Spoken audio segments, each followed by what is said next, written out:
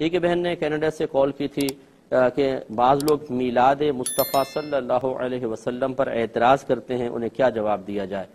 دیکھیں، اعتراض کرنے والے کبھی باز نہیں آتے، اور جتنے بھی مدلل جواب دے دیے جائیں، بہترین قسم کے جواب دے دیے جائیں، جب سامنے والے نے یہ تہیہ کر رکھا ہو کہ میں نہ مانوں، تو پھر کس طریقے سے ہم منوا سکتے ہیں؟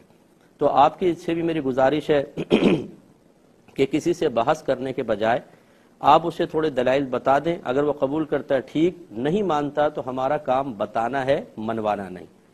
میلاد مصطفیٰ صلی اللہ علیہ وسلم نبی کریم صلی اللہ علیہ وسلم کی ولادت کی خوشی کے اندر منائی جاتی ہے، اور خوشی کے لیے اللہ تعالیٰ نے خود قرآن میں اجازت دی ہے۔ قل بفضل اللہ وبرحمتہ فبذلک فلیفرحوا، اے حبیبہ فرمائیے کہ انہیں چاہیے کہ اللہ کے فضل اور اس کے رحمت پر خوشی منائیں۔ اور دوسرے مقام پہ وَأَمَّا بِنِعْمَةِ رَبِّكَ فَحَدِّثْ، اور اپنے رب کی نعمت کا خوب چرچا کرو۔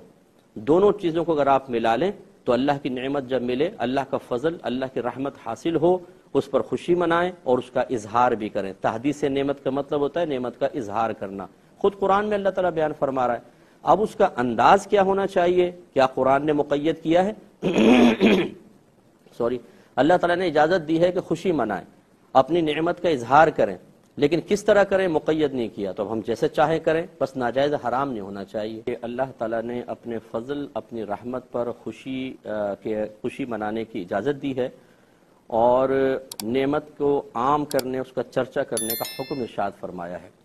اب اگر ہم ایک عام امتی سے کویسچن کریں کہ بتائیے کہ اللہ تعالیٰ کی عطا کردہ سب سے بڑی نعمت کیا ہے، اس کی نعمت کا سب سے عظیم ظہور کیا ہے، اللہ تعالیٰ کا سب سے بڑا فضل کیا ہے، تو میرے خیال میں اگر ادنا سے بھی سمجھدار ہوگا کہے گا کہ ہمیں نبی کریم صلی اللہ علیہ وسلم کی امت میں اللہ نے پیدا کیا، یہ اس کا سب سے بڑا فضل و کرم ہے، پھر مسلمان بنایا، پھر اہل محبت میں سے بنایا، تو گویا کہ نبی کریم صلی اللہ علیہ وسلم کا ہمیں مل جانا، بحیثیت نبی کے ان کا ہمیں ملنا، اور ہمارا ان کا امتی ہونا، یہ اتنا بڑا فضل ہے، اتنی بڑی رحمت ہے، اتنی بڑی نعمت ہے کہ میں قسم کھا سکتا ہوں اس پر کہ انشاءاللہ جب آپ بروز قیامت پہنچیں گے تو پھر آپ کو اندازہ ہوگا کہ جس نعمت کی ہم نے اتنی قدر نہیں کی وہ واقعی کتنی بڑی نعمت ہے، اور کس طریقے سے نبی کریم صلی اللہ علیہ وسلم کی نسبت کی برکت سے ہر شخص کو، ہر امتی کو پروٹوکول ملے گا، اس کا ہم اندازہ نہیں کر سکتے۔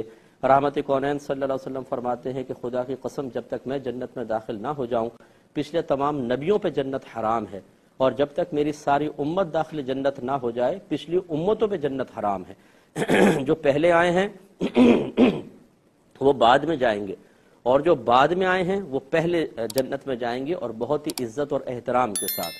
تو جب ایک گھر میں بچہ پیدا ہوتا ہے، ہمارا ملک آزاد ہوا، کسی بڑی شخصیت کا یوم پیدائش ہوتا ہے، تو ہم خوشی کا اظہار کرتے ہیں، کیونکہ ایک فطری تقاضا ہے۔ تو پھر نبی کریم صلی اللہ علیہ وسلم جو اتنی عظیم نعمت ہمیں ملی ہے، اس پر خوشی کا اظہار کرنا کیسے منع ہو سکتا ہے؟ میں ایسے لوگ جو 12ویں شریف کے منانے کے قائل نہیں ہیں، اس کو ناجائز کہتے ہیں، میں اتنی گزارش کرتا ہوں کہ چلیں اتنے پہ تو آپ اتفاق کریں گے نا کہ نبی کریم صلی اللہ علیہ وسلم جس تاریخ میں پیدا ہوئے، ہمیں فطری لحاظ سے کم از کم خوشی محسوس ہونی چاہیے، کم از کم خوشی محسوس ہونی چاہیے۔ اپنے دلوں سے سوال کریں کہ کیا آپ کو اس پیدائش پہ کم از کم خوشی محسوس ہوتی ہے کہ اللہ نے اتنی بڑی نعمت اسی تاریخ میں عطا فرمائی تھی؟ شب قدر کی قدر ہم کیوں کرتے ہیں؟ اللہ تعالیٰ نے خود قرآن میں پاک میں فرمایا کہ بے شک ہم نے اس قرآن کو شب قدر میں نازل کیا، یہ لوح محفوظ سے آسمان دنیا پر نازل ہوا تھا، تو قیامت تک کے لیے وہ رات مقدس ہو گئی۔ جس رات میں صاحب قرآن تشریف لائے اس رات کا عالم کیا ہوگا؟ تو اس لیے کم از کم اتنی خوشی تو ہونی چاہیے نا۔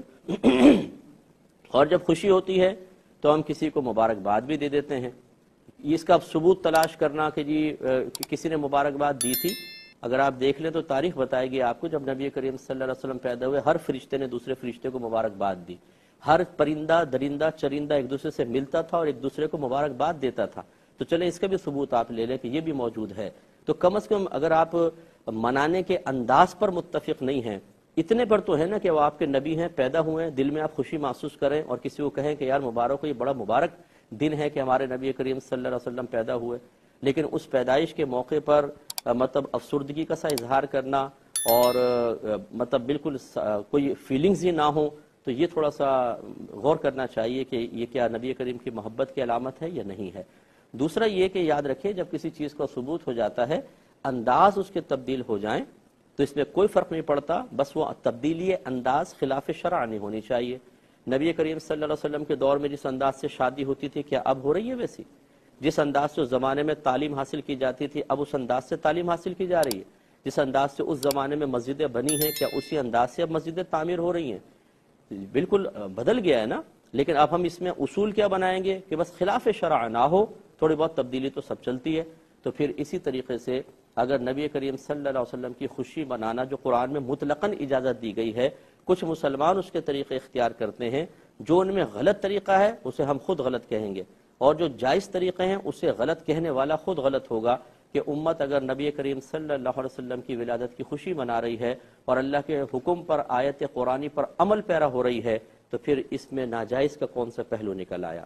تو اس لیے سمجھنا چاہیے اس کو۔ تو میں آپ سے گزارش کرتا ہوں، جس بہن نے کال کی تھی، کہ یہ سمجھانا مطلب اس وقت نافع ہوتا ہے جب سامنے والا کسی اور سوچ کے تابع ہو کر مفلوج نہ ہو چکا ہو۔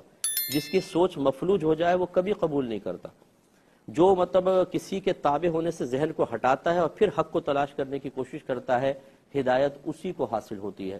ہم اصل میں پہلے ہی کسی کے تابع ہوتے ہیں۔ جتنے لوگ ناجائز کہہ رہے ہیں ان کو سامنے بٹھا کے کویسچن کر لیں تو گڑبڑا جائیں گے، جواب نہیں دے پائیں گے، لیکن آخر میں نتیجہ یہ نکلے گا نہیں ناجائز ہے، کیوں؟ ہمارے بڑوں نے کہا ہے۔